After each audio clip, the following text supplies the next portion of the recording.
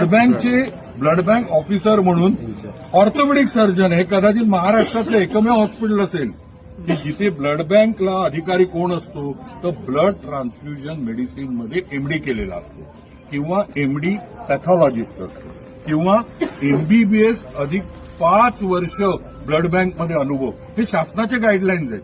इथे कसं काय ऑर्थोपेडिक सर्जन ब्लड बँकला आहे म्हणजे ह्याला एका सिंपल मराठीत म्हणतात खोगीर भरती.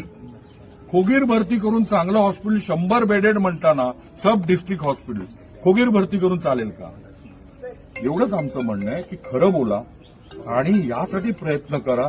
कारण आज बघा जिथे 1+14 म्हणजे 15 डॉक्टरचं काम 5 डॉक्टरवर येत आहे त्याच्यात ट्रॉमा केअर युनिट तुम्ही मांडताय मग ताण येणार आणि त्यांच्यावर आलेला ताण रुग्णसेवेला येणार.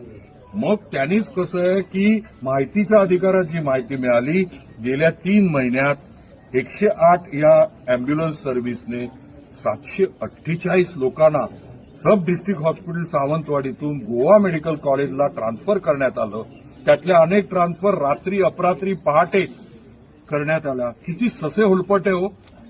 बरं तिथे गेल्यावर गोव्यात काय होतं तर ट्रीटमेंट हा एक वेगळा पाक सामाजिक ट्रीटमेंट ही भायलो म्हटलं जातं. याच्याबद्दल आमचा तीव्र आक्षेप आहे. गोव्याला पाणी हा वेगळा विषय आहे पण महत्वाचा आहे. पाणी महाराष्ट्र देणार अनेक गोष्टी महाराष्ट्र देणार पण तिथे असलेले लोक आमच्या सामान्य रुग्णांना भायलो म्हणणार म्हणजे बाहेरून आला तू